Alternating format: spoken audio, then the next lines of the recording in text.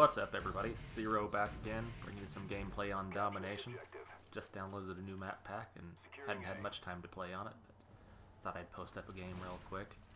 This one's not going to be all that much about the gameplay, but kind of about the gameplay. More about playing as a team. As you can see here, what's going to happen in this, my team just doesn't really even bother playing as a team all that much. As you can see, the guy right there just already going and trying to spawn rush. You can kind of tell a lot about a person just by how they play a team-based game, really. I mean, if they're playing as a team and going for the objectives and, you know, trying to keep everything going good, then, you know, that's typically how they are in life. But if somebody is going and rushing spawns and only caring about their game and not really caring anything else about the rest of their team, then, yeah, usually they act that way in real life. As you can see here, spawns have already flipped because somebody decided to spawn rush. That's why I'm naming this one How Not to Play Domination. So, as you can see, we're already getting things screwed up for us because somebody can't stop spawn rushing, and once again they've taken A, and now we're getting killed in the second spawn.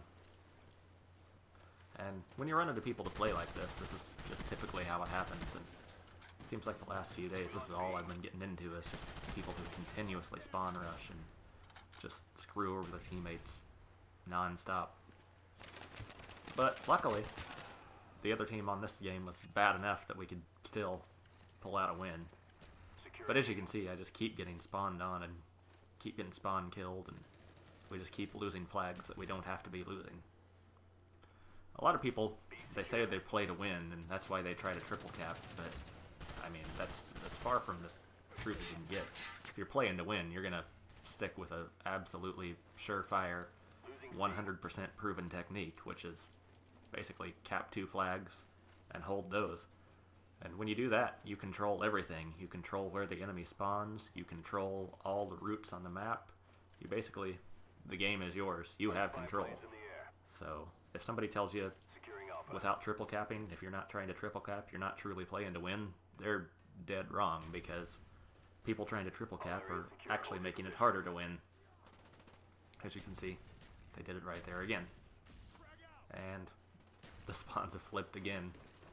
But when you only double cap and you leave them that one flag, you're controlling their spawn, you're controlling the map, and you always know where they're going to be coming from, and basically anything that they take is what you're giving them. And that is the ultimate in control. And that's the way team playing should go.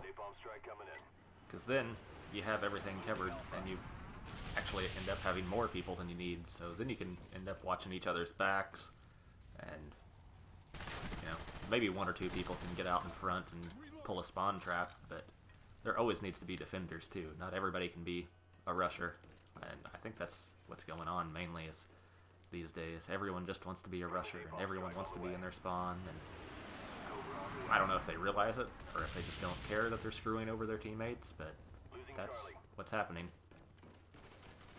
And as you can see, I'm pretty glad that they're taking C. I'm not even attempting to do anything about it, because once they have that flag, and if they have control of that area of the map, we give them control of that area of the map, and that's all they get.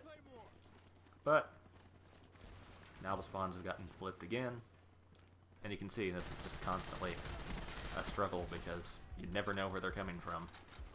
One thing I've noticed over the last few days is if I watch the scoreboard and if I watch the people that are spawn rushing, they might end up at the top of the scoreboard, but it's because of captures. They'll end up with like 8 captures or something, but you know, they'll also have gone maybe 8 and 35 and just ended up handing out kill streaks to the other team and just really screwed over the rest of the team. It makes it even hard for anyone on the team to go positive when they're handing out kill streaks like that.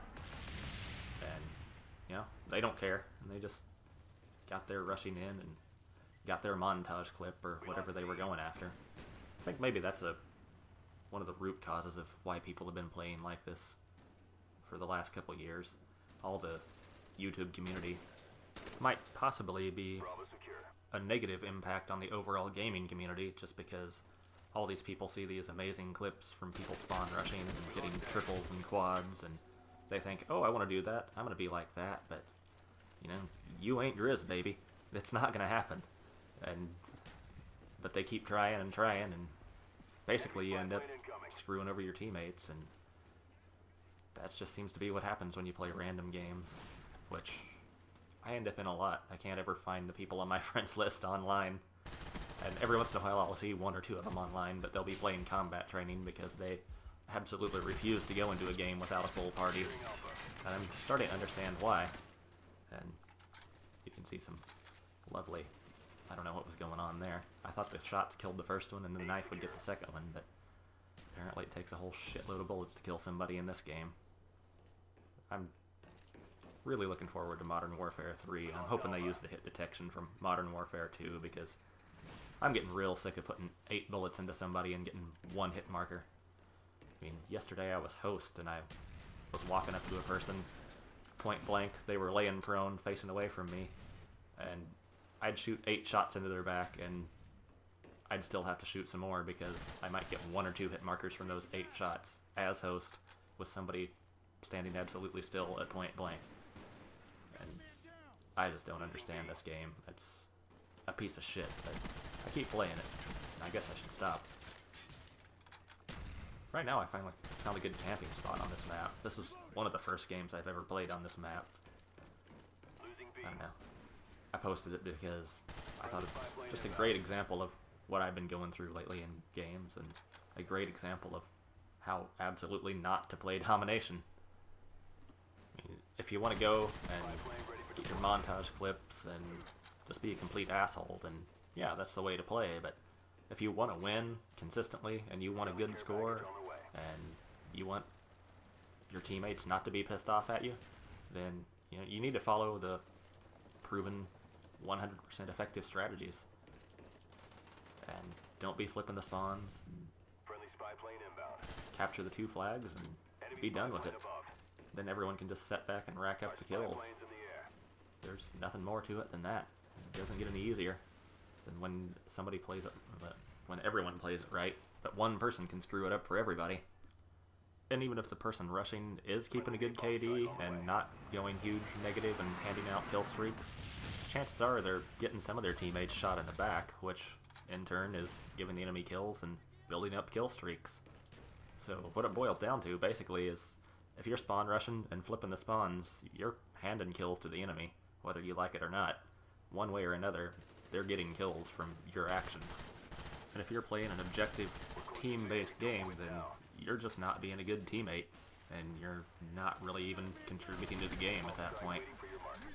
That's what they make free-for-all for. I mean, you can go into a free-for-all match and not have to worry. You can just run around as much as you want, shoot all you want, and you don't have to worry about your teammates. But when you're playing a team-based game, it's a team effort, and you shouldn't be doing something that's going to negatively impact all the rest of the people that are depending on you. And I think in Black Ops it matters even more than it did before. In Modern Warfare 2 or Call of Duty 4, it seemed like one person could really turn the tide of a game if they were doing good, but it doesn't seem like no matter how good one person does in Black Ops, it can turn the tide of an objective-based game. One person can do good, but that can throw the balance so far that the rest of the teammates can't do anything. And game's winding down here, and since I was new to the map, I didn't know where the people were, so I just stood there while they were shooting at me. But if you agree with my theory and like to hear what I have to say, give me a thumbs up, subscribe, maybe even favorite a video or two. Everything helps.